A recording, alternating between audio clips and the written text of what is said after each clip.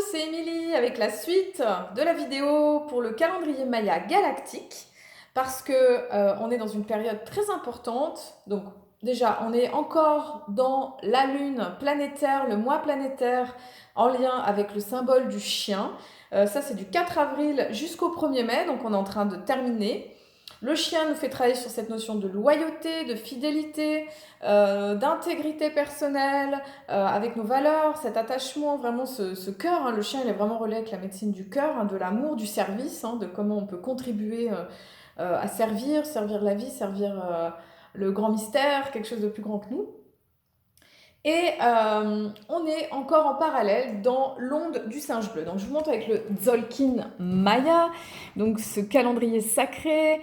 Alors on a eu tout ce passage avec l'onde du serpent rouge. Je ne sais pas si vous vous êtes souvenu, là début avril, il y a eu une accélération des événements, des choses qui se sont mises en place, qui ont invité vraiment à regarder, à purifier au niveau des énergies, à être dans cette passion, dans l'énergie qui circule, de prendre soin de son corps. Et puis c'est vrai que depuis mardi dernier, mercredi dernier, nous sommes passés dans le centre du Tzolk'in, cette colonne toute blanche qui correspond à la colonne vertébrale, qui nous rapproche du divin, qui encourage à être dans l'intégrité, à être vraiment en observation des synchronicités, des signes, des événements qui sont importants pour pouvoir justement s'aligner en fait avec notre moi supérieur, avec notre vérité supérieure pour mieux la vivre.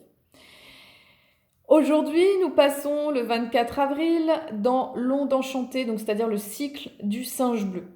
Le singe bleu, il est ici, donc il est vraiment, c'est vraiment celle qui est le plus proche du divin, qui nous invite à regarder cette connexion à la vie, cette connexion avec notre moi supérieur, et aussi du coup de regarder, parce que le singe en fait, il aime quand même rire, il aime quand même s'amuser.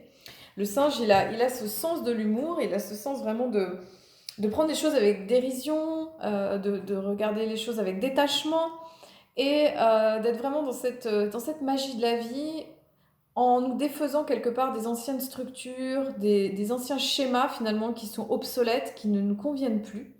Et c'est très en phase avec l'énergie de la pleine lune du Vésac qui encourage justement à ça, hein, à se libérer, à purifier l'ancien.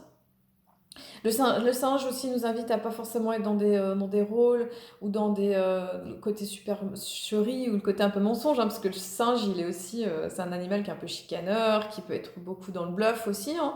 Donc, c'est de voir aussi tous ces aspects-là, je pense, pour être vraiment en vérité avec soi et être connecté avec son enfant intérieur pour pouvoir jouer en fait toutes les différentes facettes et vraiment se relier avec notre moi supérieur pour pas laisser tout ce théâtre intérieur, tous ces personnages fictifs qu'on peut tous avoir avec cet ego conscient là qu'on peut tous avoir dedans et plutôt se relier vraiment avec cette transparence, cette clarté qu'on a tous dedans.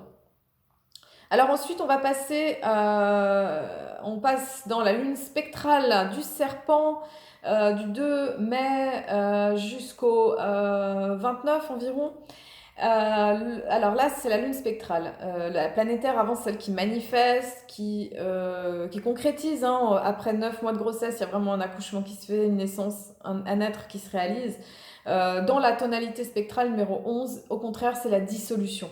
C'est la dissolution des anciens schémas, de libérer les vieilles peaux. Hein. C'est pour ça qu'on a vraiment cette image en lien avec le serpent.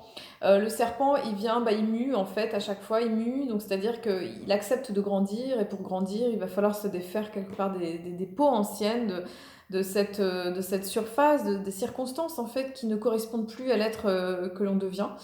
Ça nous met face à l'impermanence de la vie, ça nous met face à la croissance, à cette énergie de régénération, de purification, propre au printemps aussi, propre à ce mouvement de croissance, hein, des feuilles, des fleurs, des futurs fruits qui vont donner vie en fait à quelque chose de nouveau. Et pour ça, ça demande de lâcher l'ancien. Donc c'est très en lien aussi encore avec cette énergie du Vésac.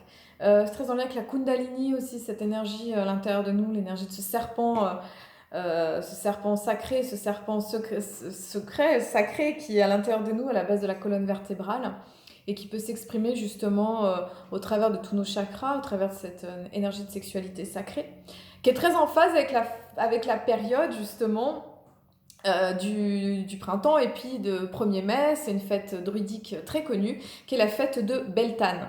Cette fête où on vient réunir ces énergies féminines et masculines, où il y a vraiment ce mariage dans notre intégrité, dans cette partie en nous hein, qu'on a tous, hommes, femmes, de nos deux parties, puis après bah, du coup dans l'union avec l'autre. Parce que ce 1er mai en fait correspond vraiment, donc autant on a Samhain, fête d'Halloween, là, c'est l'opposé. Hein. J'aime bien les comparer parce on est au cœur finalement de cet axe lunaire qui est en lien avec construction, destruction, mort, renaissance.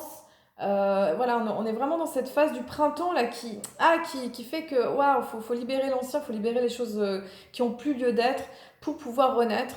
Et ce 1er mai, c'est cette émergence de cette fête de l'amour, justement, de la sexualité.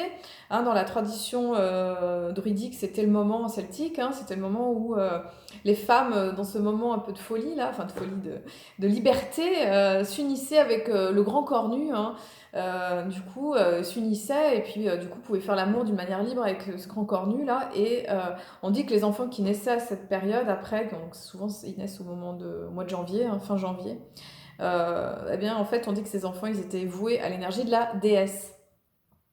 En fait, ce que ça vient nous dire, ça nous parle de cette énergie d'amour sacré à l'intérieur de soi, et aussi d'union sacrée avec l'autre, de pouvoir en fait faire tout ce travail de transmutation et de libération qui est proposé justement avec cette pleine lune du Vésac et du 1er mai. Donc voilà, la fête de Beltane, un moment très important pour unir le féminin, le masculin pour la sexualité sacrée et pour l'énergie du serpent.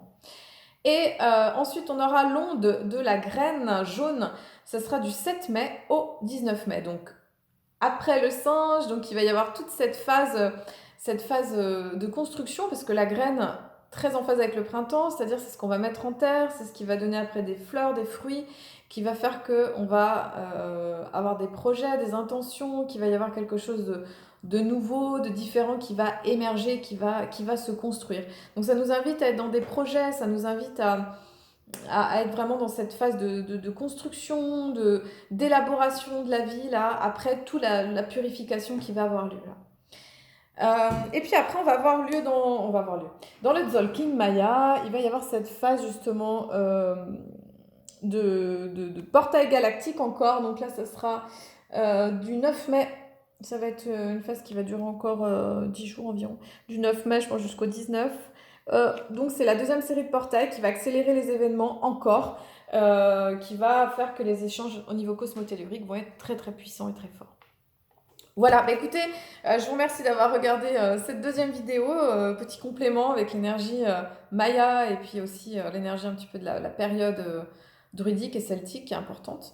Eh bien écoutez, je vous remercie d'avoir regardé cette vidéo.